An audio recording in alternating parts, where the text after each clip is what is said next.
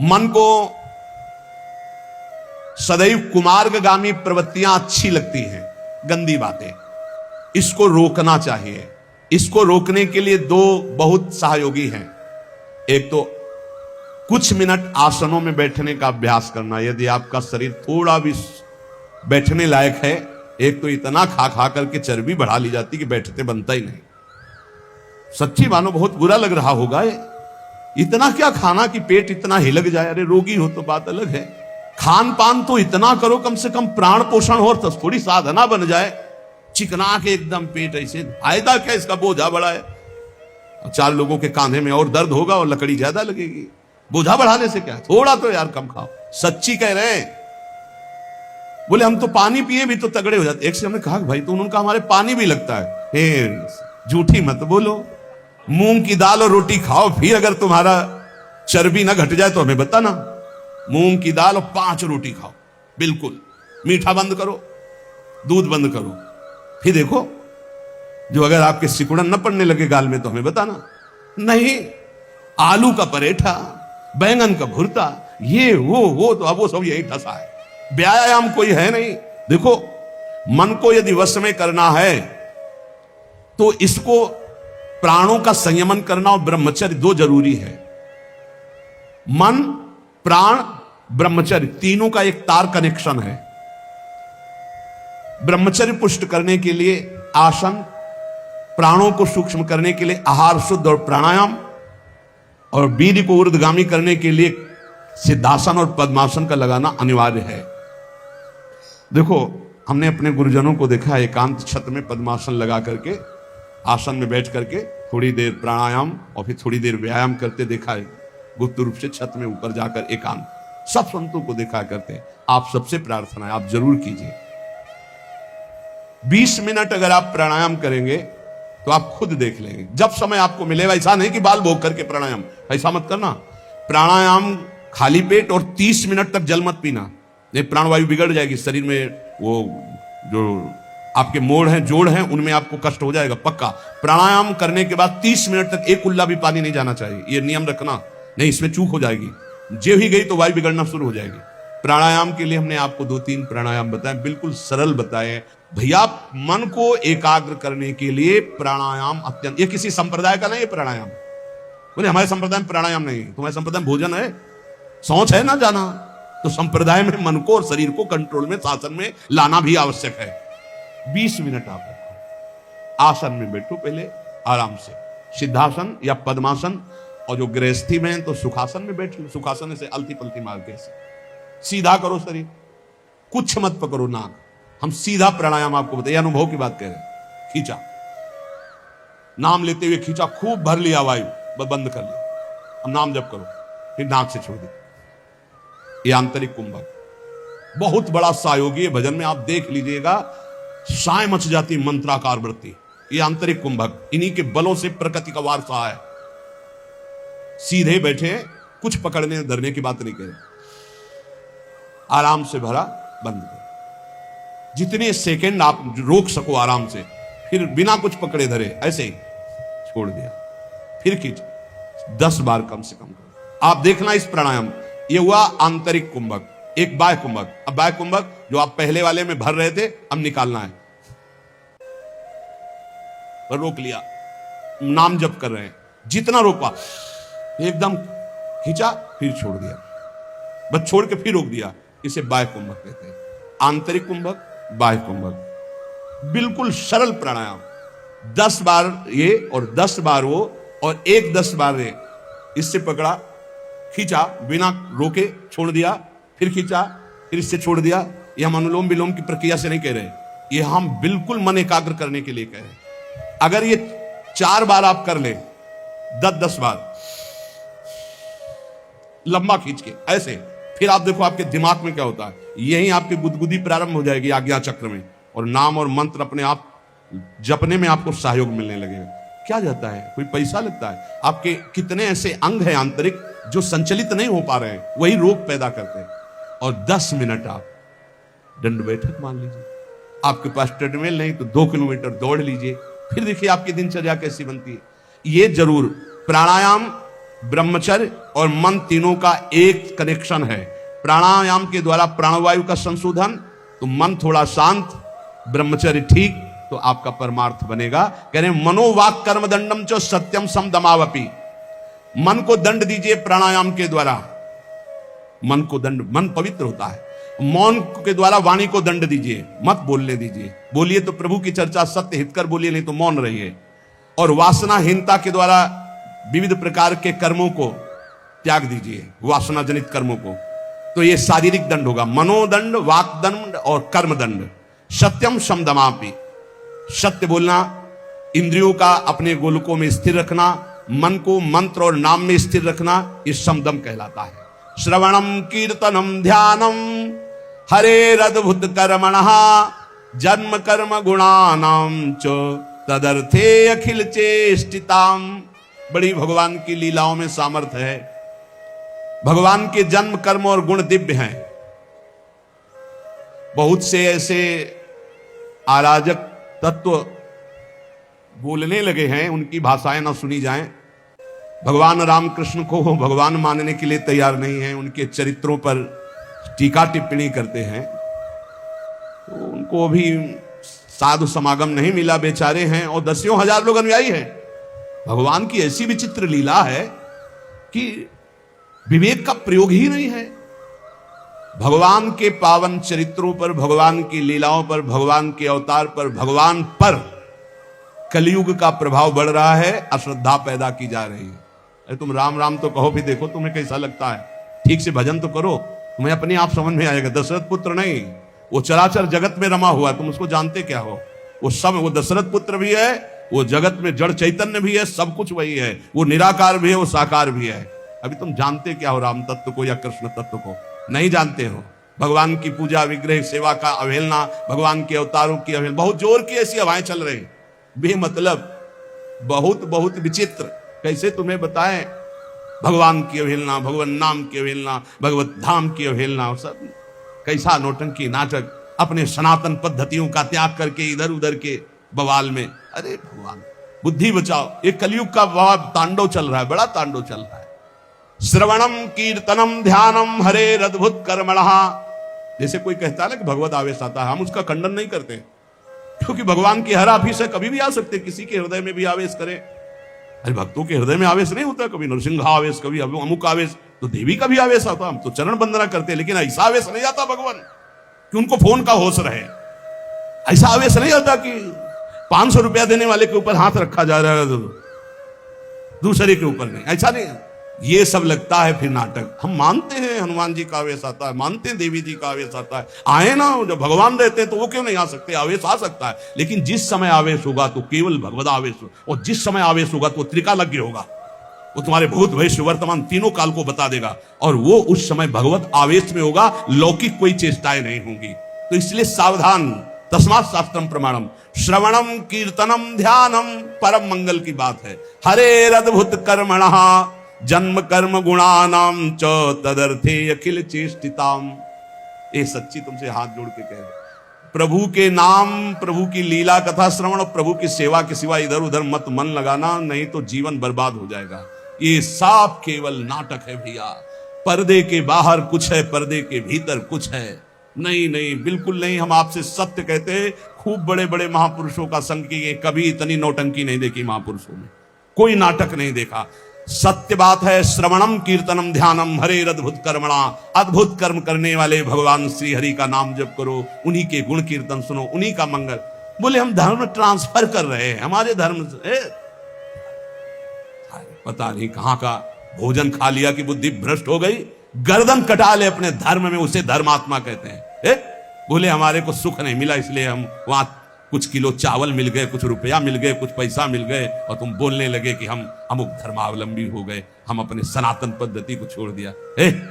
कभी जिंदगी में ऐसे नहीं। गर्दन कटवा दे, धर्म का स्वरूप समझो, तब भगवान प्रसन्न होते हैं। अपने धर्म के लिए सर्वस्व। क्या जानते हो हमारे सनातन धर्म को? हमारा सनातन धर्म आकाश की तरह है, हमारा सनातन धर्म वायु की तरह है जो सबका पोषण करता है, हमारा सनातन धर्म पृथ्वी की तरह है, चाहे जितना अपमान करो तुम्हारा मंगल ही करेगा। क्या जानते सनातन को? केवल वासनाओं को जाना, इधर उधर धनंगते घूम रहे हो।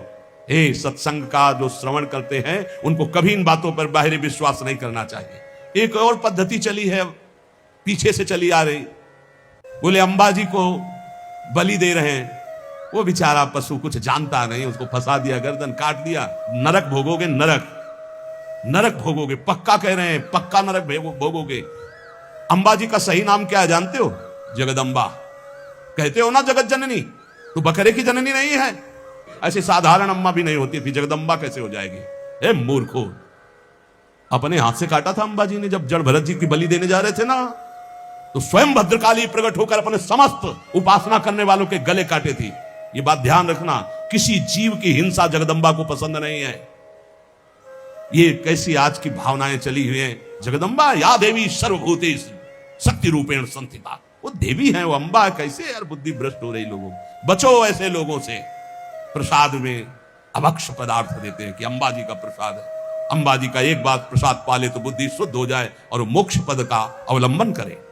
ये बिल्कुल आजकल बहुत संभल करके रहना है। बहुत कुछ बटेगा, लेकिन तुमको क्या लेना है? राधा नाम या ठंडाई या हलवा? देखो आज परीक्षा है तुम्हारी, आओ लाओ, तो ये चलेगा या आओ राधा राधा। जरूरत है तो 10 रुपए और निकाल के वहां रख दिया, ले और चीनी मंगा करके बांट देना दूसरों को। हम तो सत्संग सुन करके आए हैं। अक्षर तृतीया आज उपवास करेंगे, आज पानी भी दूसरे के द्वारा नहीं दिया पिएंगे। सुना, सब रास्ते वो बताए और बचने के भी रास्ते बताए। आज करो उपवास, एक टाइम शाम के भोग लगा करके श्री जी का रूखा सूखा घर में पा लेना, बाहर पानी भी मत पीना, मौन, खूब नाम जप करो। वैसे आज के दिन कहा जाता है दान पुण्य करे तो बहुत लाभ मिलता है, तो क्या दान करो? सर्वभूत दया। आज मैं नाम जप करूंगा और अपने नाम का सब पूरे भारतवासियों को, विश्व को दान करूंगा। सर्वे भवन्तु सुखिनः, सर्वे सन्तु निरामया, सर्वे भद्राणि पश्यन्तु मा कश्चित् दुःखभाग्। आज उपवास करूंगा और समस्त प्राणियों के दुखों का नाश करने के लिए उसका फल दान करूं। ये सत्संगियों का ये होता है, ठीक है? उपवास, शरबत, ठंडाई, हलवा, आओ आओ। तुम क्या कहोगे? राधे श्याम, प्रणाम किया, चल दिया। वो देते भी हैं और वो बचाते भी हैं। आपको ऐसे चलना है। हमारे प्रभु का तो सब कुछ है, लेकिन आपको कैसे चलना है? भगवान का आज जितना नाम जप करोगे कई गुना बढ़कर लाभ मिलेगा। अक्षय आज माना जाता है, जितना दूसरों को सुख पहुंचाओगे उतना ही वो आपका कई गुना बढ़कर, जिसे दान कहा जाता है, जिसे पुण्य कहा जाता है। सबसे बड़ा दान किसे कहते हैं? सबसे बड़ा दान जिसके आगे कोई दान न हो, नाम दान। इससे बड़ा कोई त्रिभुवन में दान नहीं। खूब कीर्तन जोर जोर से चल, परिक्रमा मार्ग में चल रहे हो, कीर्तन करते हुए हजारों के कानों में पड़ रहा, बहुत बड़ा दान हो रहा है। या नाम जप करके दूसरे को, इससे बड़ा कोई दान नहीं हो। और सब दानों का कोई खास हमारे दिमाग में महत्व तो नहीं है। श्रवणम कीर्तनम ध्यानम हरे रदभुत कर्मणाम। भगवान की लीला का दूसरों को श्रवण कराने को कहा गया है। भूरिदा जनाओ, सबसे बड़े दानी जो भगवत चरित्र गान, भगवान नाम कीर्तन सुनाते, भगवत ध्यान में लगाते हैं। इष्टम दत्तम तपो जप्तम वृत्तम यच्चात्मनः प्रियम, दारान सुतान गृहान प्राणान यत्परस्मै निवेदनम। जो यज्ञ है, दान है, तपस्या है, अथवा जप है, सदाचार पालन है, स्त्री पुत्र घर मकान जो भी आपके पास, प्राण धन जो भी है, सब का सब भगवान के चरणों में समर्पित कर दे। इसका फल होता है भगवत प्राप्ति। यज्ञ, दान, तप अथवा जप, सदाचार पालन, स्त्री पुत्र घर, अपना जीवन प्राण सब कुछ भगवान के चरणों में समर्पित कर दे। इसका मतलब क्या होता है? इसका मतलब होता है नाथ सकल संपदा तुम्हारी, मैं सेवक समेत। घर भी तुम्हारा, पत्नी भी तुम्हारी, पुत्र सब कुछ तुम्हारा, लेकिन उसे आप केवल भगवत भाव में रखिए। हे प्रभु, मैंने ये सब कुछ आपको समर्पित कर दिया, और नाम जप कर दिए तो निश्चित भगवत प्राप्ति हो जाएगी। एवं कृष्णात्मनाथेषु मनुष्येषु च सौहृदम परिचर्याम चोभयत्र महत्सु नृषु साधुषु। जिन संत पुरुषों ने सच्चिदानंद स्वरूप भगवान श्री कृष्ण का साक्षात्कार कर लिया है अपने हृदयेश्वर के रूप में, ऐसे संतों का संग करे और समस्त प्राणियों पर सेवा करे। समस्त प्राणियों में विशेषकर मनुष्यों की, मनुष्यों में विशेषकर परोपकारी सज्जनों की, और सज्जनों में भी भगवत प्रेमी महात्माओं की यदि सेवा मिल जाए तो निश्चित भगवत प्राप्ति हो जाए। आज भगवान को चंदन अर्पित किया जाता है, प्रियालाल को आज चंदन चर्चित किया जाता है अक्षय तृतीया को। तो सबसे बड़ी शीतलता प्रदान करने वाली होती भजन वृत्ति। हमारी तो आंतरिक बात है कि खूब आज भजन करो, उसका दान करो, तो उसका कई गुना फल कर आपको लाभ मिलेगा। पूरे विश्व को दान करो, जितना आज भजन करो उसके बाद कहो हे प्रभु पूरे विश्व स्वरूप में आप हो, आपको ये भजन देते हैं, सबका मंगल हो, सब निरोग हो, सब सुखी हो। वो जाएगा और कई गुना बढ़ करके पूरे विश्व का सुकृत लेकर आपके पास आएगा। इसलिए भगवत प्राप्ति होती है उन संतों को जो अपने लिए भजन न करके जगत के लिए भजन करते हैं। पर इसके लिए हिम्मत चाहिए। बोले सुबह से उपवास के भजन हम कर रहे हैं, हम पूरे संसार को भजन दे दें। तो जब आप पूरे संसार को देंगे तो पूरे संसार का सुकृत आपके पास लौट करके आएगा, तो आप बहुत बड़े सुकृतवान, बहुत बड़े कृपा पात्र हो जाएंगे। परस्परानुकथनम पावनम भगवद्यशः मिथोरतिर्मियस्तुष्टिर निवृत्तिर्मिथ आत्मनः। जब कभी वार्ता करो तो बैठकर प्रभु की चर्चा ही करो। परस्परानुकथनम पावनम भगवद्यशा, भगवत यश के बीच में हमारी जबान रहे। इधर उधर अनुकूलता प्रतिकूलता वाली बातें नहीं होनी चाहिए। जब परस्पर चर्चा हो, आज तो विशेष सावधान रहना, किसी की निंदा मत कर देना, नहीं अक्षय हो जाएगी, उसका बहुत बड़ा पाप लगेगा। आज मौन रहना, खूब नाम जप करना, दूसरे का पानी भी मत पीना, अपनी मेहनत से जो एक बार उसको उदर में डाल लेना, खूब भजन करना, ये अवसर आते हैं। देखो अपना तो रोज अक्षय तृतीया है, अपनी तो रोज अक्षय, हर मिनट अक्षय है। राधा अक्षय, ये कहा जाए क्षय होगा क्या?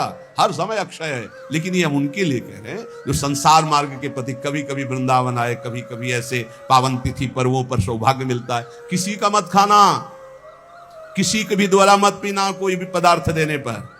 बिहारी जी के मंदिर में, राधा वल्लभ जी के मंदिर में जो मिले वो किनका ले लेना। और परिक्रमा लगाओ वृंदावन की, गिरिराज जी की लगाओ, जितनी तुम में सामर्थ्य हो। यमुना किनारे बैठकर नाम जप करो, वाणी जी का गायन करो, दूसरों की सेवा करो, मौन हो जाओ, एकांत, अपराध न बनने पाए। यही उठाते हैं जीवन को, यही लौकिक पौरलौकिक सब सिद्धियां संपत्तियां प्राप्त कराते हैं। इसलिए परस्पर अगर कोई बात भी करो तो भगवत चर्चा करो। जो भगवत चर्चा करने में संतुष्ट रहता है उसे भागवती कृपा से अनुपम शांति प्राप्त होती है। बोले शांति कैसे मिलेगी? भगवत चर्चा करो, शांति मिल जाएगी। स्मरंता स्मारयंतश्च मिथौघौघहरम हरिम भक्त्या संजातया भक्त्या विभत्युत्पुल काम तनु। जो खुद भगवान का स्मरण करता है और दूसरों को स्मरण कराता है। अपने लोगों की तो पद्धति पहले ही बोले राधे राधे राधे राधे राधा राधा, तो हम जब बात करें तो पहले नाम उच्चारण। स्मरंता स्मारयंतश्च, स्वयं स्मरण करें और दूसरों को स्मरण करावें तो प्रभु राशि राशि पापों का नाश कर देते हैं। ये पाप तो दुख देते। इस प्रकार साधन भक्ति का अनुष्ठान करते करते शरीर पुलकित हो जाता है, पवित्र।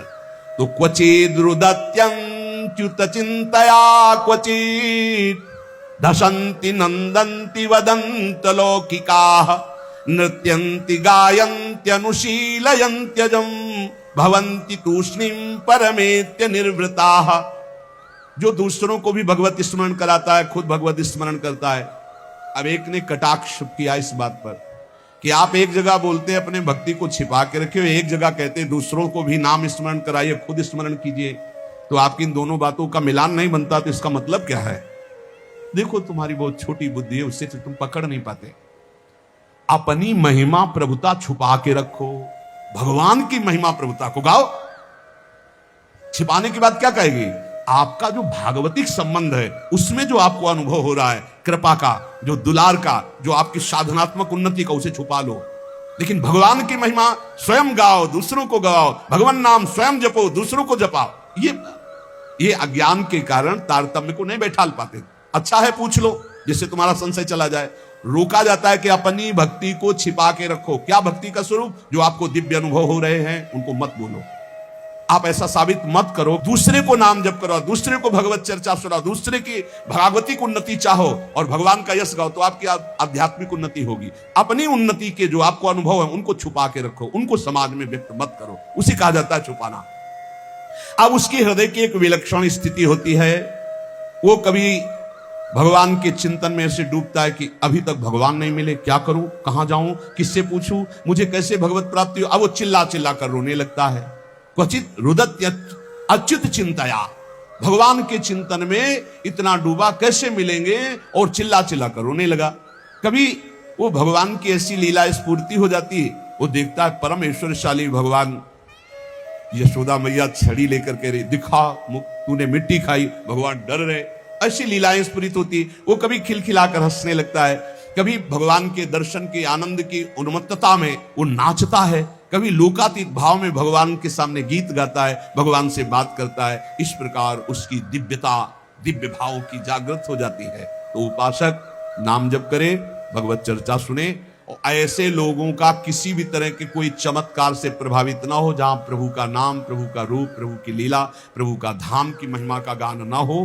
बिल्कुल बच के रहो। कलयुग की आंधी चल रही, सच्ची मानिए, नाम जप से ही ब्रह्मबोध होता है, नाम जप से ही भगवत प्रेम होता है। नाम जैसा कोई महान धन नहीं, नाम जैसा कोई मित्र नहीं, नाम जैसा कोई तीर्थ नहीं, नाम जैसा कोई अंगरक्षक नहीं, नाम जैसा कोई अंग रक्षक नहीं। नाम पहारू दिवस निसी, ध्यान तुम्हार कपाट। रात दिन नाम जप कर रहे हो तो नाम का पहरा कोई बाल बांका नहीं कर सकता। खूब नाम जप करो, बचाओ, ऐसे पर्वों में अपने को बचाओ, दूसरों के दान पुण्य से बचो।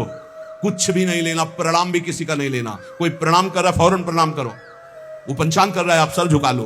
किसी का प्रणाम नहीं, किसी का कोई प्रतिग्रह नहीं, किसी की कोई सेवा नहीं। ऐसे अवसरों पर खूब भजन करके अपने को बढ़ाया जाता है। ऐसे अवसरों में कई गुना लाभ मिलता है भजन का, भजन से बढ़कर कोई लाभ नहीं। हाँ, जैसे हमें प्यास लगी, विरक्त है, तो हम पानी पी लेते हैं, लेकिन देखते हैं आसपास वहां दोना पत्तल पड़े हैं तो हम उठाकर साफ कर देते हैं। मुक्त हो गए हम, उस ऋण से मुक्त हो गए जो हमने जल पिया। वहां आसपास देखा थोड़ा दोना पड़े जहां शरबत पिलाया जा रहा है, उनको साफ कर दिया, थोड़ी सेवा कर दी। चतुरता यही। किसी का प्रति, कल आप सुन रहे थे, जिसने कभी जीवन में किसी का प्रतिग्रह दान नहीं लिया है, वो कई जन्मों की स्मृति को प्राप्त हो जाएगा, जो यम का पालन करता है, जो किसी से चोरी नहीं की, कभी झूठ नहीं बोला, जो ब्रह्मचर्य का पालन करता है, शरीर को पवित्र रखता है। किसी का प्रतिग्रह, वो त्रिकालज्ञ हो जाएगा, भूत भविष्य वर्तमान सब ज्ञान उसको हो जाएगा। बोले हमें क्यों नहीं हो रहा? तो आप इन्हीं में त्रुटि है, देख लो, इनको सुधार कर लो। ब्रह्म ऋषियों की वाणी कभी मिथ्या नहीं होती। तो जितने सत्संगी जन है, सबसे प्रार्थना है आज खूब नाम जप करो, वैसे रोज जप करो, लेकिन आज विशेष जप करो, और किसी का भी कोई प्रतिग्रह दान सेवा स्वीकार ना करो। आज उपवास कर लेना, भंडारा भी होगा, शरबत भी बटेंगे, हलवा भी बटेंगे। आपको होश में रहना है, बिल्कुल होश में। हम ही बोल रहे हैं, हम ही करवाएंगे। हाँ, दोनों बातें देना, हम ही आपको देंगे, आपको हम ही मना करेंगे। अब देखते हैं लेने में हो या मना करने में हो, दो डिपार्टमेंट है। अगर ऐसे तो भाई प्रसाद है महाराज जी, तो ले लेते हैं, तो ठीक है। तो ये क्या है? ये वाणी का प्रसाद है, ये अमृत प्रसाद है। ये प्रसाद अगर आप पकड़ लिए ना, तो तुम्हें माया से निकाल देगा। खूब नाम जप करना, अक्षय, खूब नाम जप करना। ए मस्त रहो, भगवत प्राप्ति हमारे निश्चित है, क्योंकि हम श्री जी की शरण में हैं, मेरी महारानी श्री राधा रानी। हाँ, पक्का मस्त रहो। जय जय श्री राधे श्याम।